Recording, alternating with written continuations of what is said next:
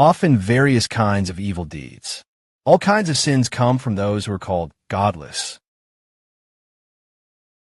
Let's read the final passage of Romans chapter 1, where it says, "Since they deliberately think there is no God, God lets them follow their corrupt hearts and do what ought not to be done.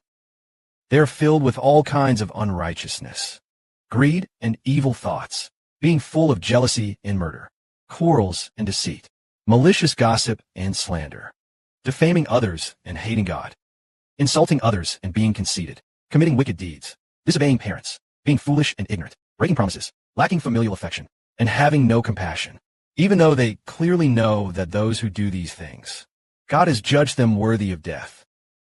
Yet they not only do them themselves, also agree with others to act, that is, those who profess there is no God.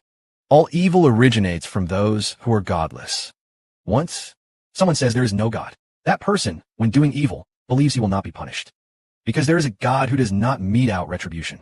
They claim that evil goes unpunished. So, even when they secretly do evil, there will be no retribution for them.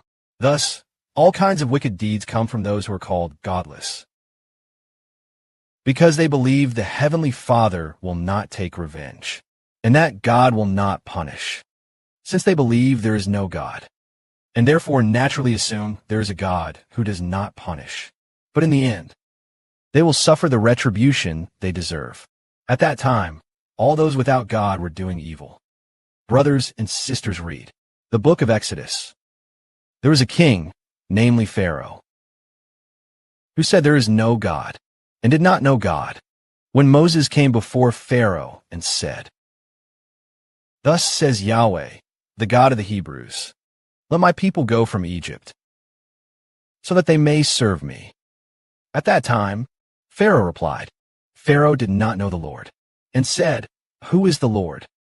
I do not know the Lord at all, and I will not let the Israelites go." Then Pharaoh said, "I really do not know the Lord, and I will not let the Israelites go. Yet we know that the Lord is the God of Israel." The God of Israel. He said, "There is no Lord. I really do not know the Lord, and I will not let the Israelites go." Well, Pharaoh, what will be the outcome of being stubborn? God brought 10 plagues upon Egypt.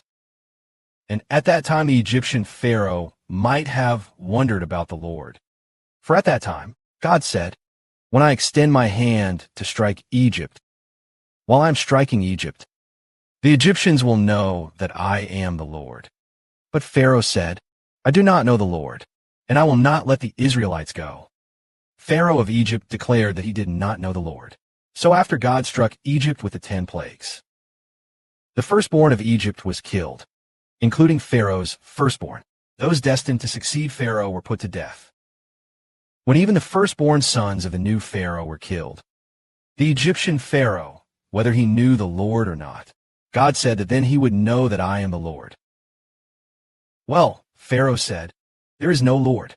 Thus, having angered God, God deliberately hardening Egypt's heart, hardening Pharaoh's heart. How rigid will it be until when? The whole nation, every family lost their firstborn son.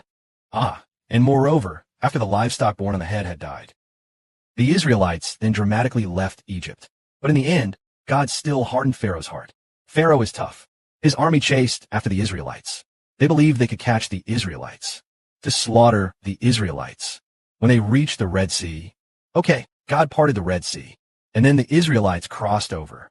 The Egyptians actually grew leopards and followed. Finally, God told Moses to stretch out his hand, and the Red Sea drowned the Egyptian army and cavalry. At this moment, the entire Egyptian army was destroyed in the Red Sea. If Pharaoh had survived then, would he have recognized the Lord?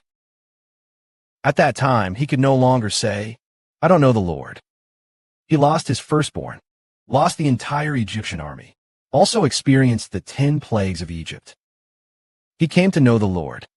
Now, in this world, people still say there is no Lord, no God, when our God next uses plagues, famine, and also, striking the world with all kinds of disasters to eliminate humanity.